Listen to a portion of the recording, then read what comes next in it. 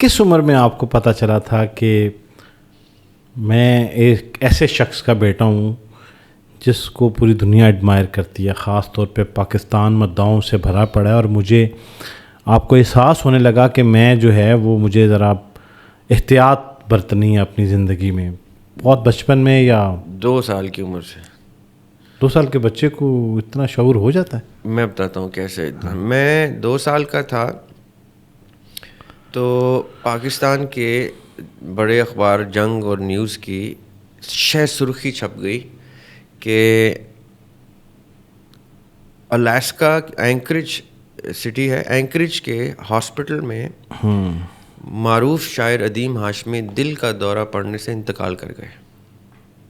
اور یہ خبریں، ہم مری میں تھے اس وقت، اور یہ خبریں جنگل میں آگ کی طرح پورے ملک میں پھیل گئی. میں آپ کو بات بتا رہا ہوں، یہ 79 80 81 80 کی سمویئر. اچھا. 2-3 سال کا تھا میں تو.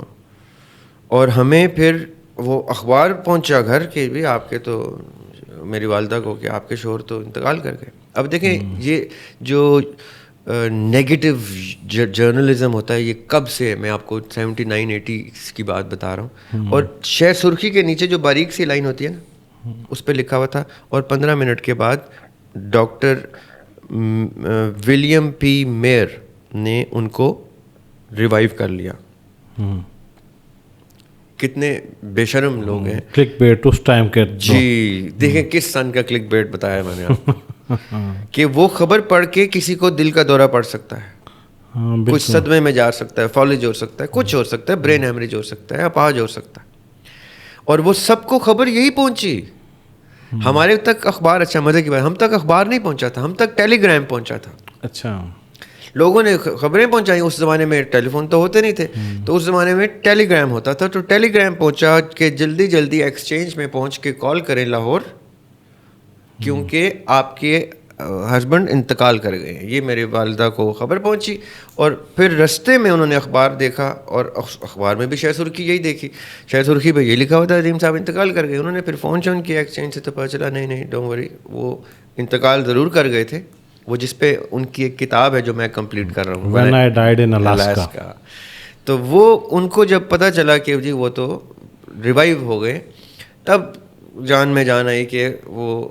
لیکن وہ کس سن کی میں آپ کو بات بتا رہا ہوں، 1979 80 میں کہیں الاسکا اینکرج میں ایک شخص کو 15 منٹ کے لیے انتقال ہوا ہے اس کا، اور واپس آ گیا. اور پاکستان میں آگ کی طرح خبر پھیل گئی ہے کہ اتنا وائرل فیکٹر تھا ادیم ہاشمی کا اس سن میں، جب ٹیلی گرامز چل رہے ہیں. اب تو ہم ہر جگہ ہر کسی کو دیکھ پاتے ہیں نا. اس وقت آپ تو سوچ سکتے ہیں میں کیا بات کر رہا ہوں. اب یہ جو لیول آف وائرلٹی، یہ جو لیول آف اسٹارڈم ہے، یہ پاکستان میں بہت کم لوگوں نے دیکھا ہے.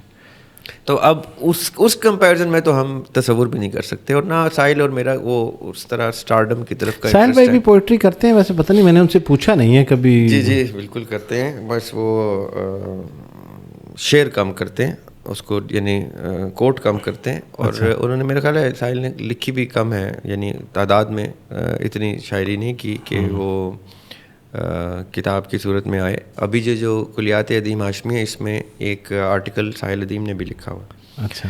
تو وہ پڑھنے سے تعلق رکھتے ہیں. یہ تینوں آرٹیکلس، 2-3 آرٹیکل اس میں بڑے انٹرسٹنگ ہیں جو ہم نے ایڈ کیے ہیں.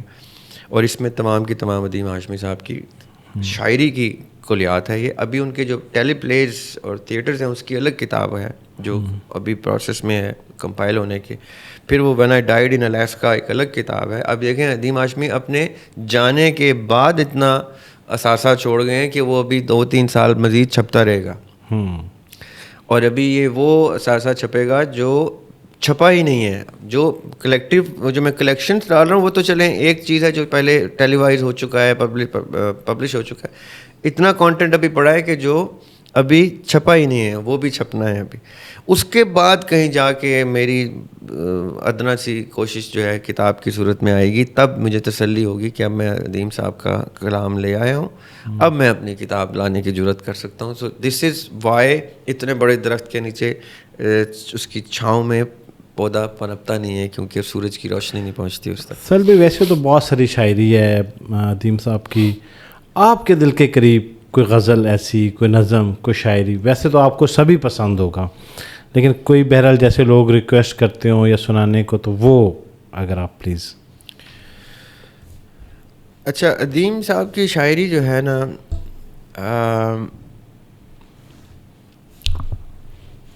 ان کی شاعری کی سب سے خوبصورت چیز یہ ہے کہ جیسے جیسے آپ وہ شاعری پڑھتے جاتے ہیں نا, جی جی, جو بھی ابھی آپ تک کتاب پہنچے اور آپ پڑھنا شروع کریں, تو میں نے یہ نوٹس کیا ہے ادیم صاحب کے شاعری میں یا شکیب جلالی مرحوم کی شاعری میں, یہ چیز میں نے نوٹس کی ہے. ماڈرن پوئٹس میں, اساتذہ میں تو آف کورس بہت سے بڑے نام ہیں.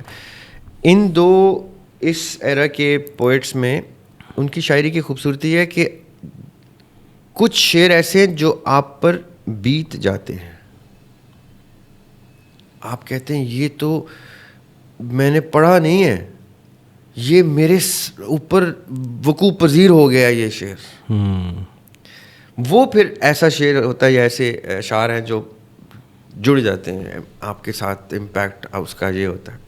تو میں ان میں سے کچھ, ویسے تو مجھے بہت ان سے شعر ان کے پسند ہے, میں وہ کچھ اشعار آپ کو جو مجھے گروئنگ اپ جو میرے اوپر بیت رہے تھے. جی.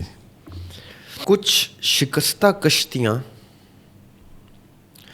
کچھ ہاتھ سطح آب پر, کچھ شکستہ کشتیاں, کچھ ہاتھ سطح آب پر, کیا کشیدہ کاریاں تھیں چادر سیلاب پر. کچھ شکستہ کشتیاں, کچھ ہاتھ سطح آب پر, کیا کشیدہ کاریاں تھیں چادر سیلاب پر. روز ایک سورج اتر جاتا ہے لہروں میں ادیم, روز ایک سورج اتر جاتا ہے لہروں میں ادیم, کس طرح قابو سمندر کو رہے اعصاب پر. واہ. اب یہ وہ شعر تھے یاسر بھائی کہ مجھے جب یہ شعر سننے کو ملے تو یہ ارلی 90s کی بات ہے, تو میں ینگ تھا ان مائی اسکول, اور اسکول کے بچے کو یہ شعر سمجھ نہیں آنا چاہیے اس طرح سے. اس میں ایک شعر ہے اس غزل میں کہ بھولتا کیسے بھلا ناتا پرانے وقت کا, بھولتا کیسے بھلا ناتا پرانے وقت کا, ہنس بیٹھا ہی رہا سوکھے ہوئے تالاب پر. واہ. اس شعر کا چربہ عباس تابش نے بھی کیا. وہ عباس تابش ادیم صاحب کے بہت شعروں کو گھما پھرا کے اپنے نام سے چھاپتے ہیں, اور کئی لوگوں کو اللہ تعالیٰ اس طرح بھی شہرت دے دیتے ہیں. وہ فرحت عباس شاہ بڑے خوبصورت گفتگو کرتے ہیں ایسے شعراء کے بارے میں. وہ کہتے ہیں کہ یہ چور شاعر ہیں.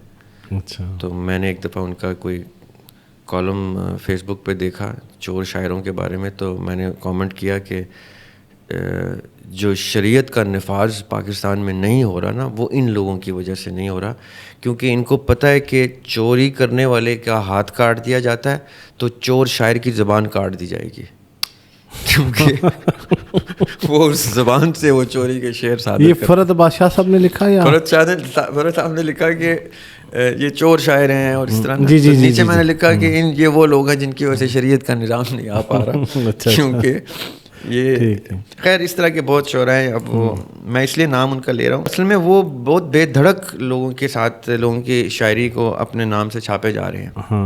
اور اب اٹس اباؤٹ ٹائم, اب ہم بڑے ہو گئے نا. پہلے ہم چھوٹے تھے تو ہم برداشت کرتے تھے یاسر بھائی, اب ہم بڑے ہو گئے ہیں, اب ان کو ہم ذرا شرم دلائیں گے تو ان کو شرم آئے گی. عمر کے اس حصے میں شاید وہ پبلکلی آ کے معافی مانگ لیں کہ یار ہاں میں نے ادیم صاحب کا فلاں شعر چوری کیا, تو فلاں کا فلاں شعر چوری کیا, تو مجھے معافی کر دیں. تو شاید معافی مانگ لیں تو ہم بھی معاف کر دیں, کیونکہ میرے والد صاحب کی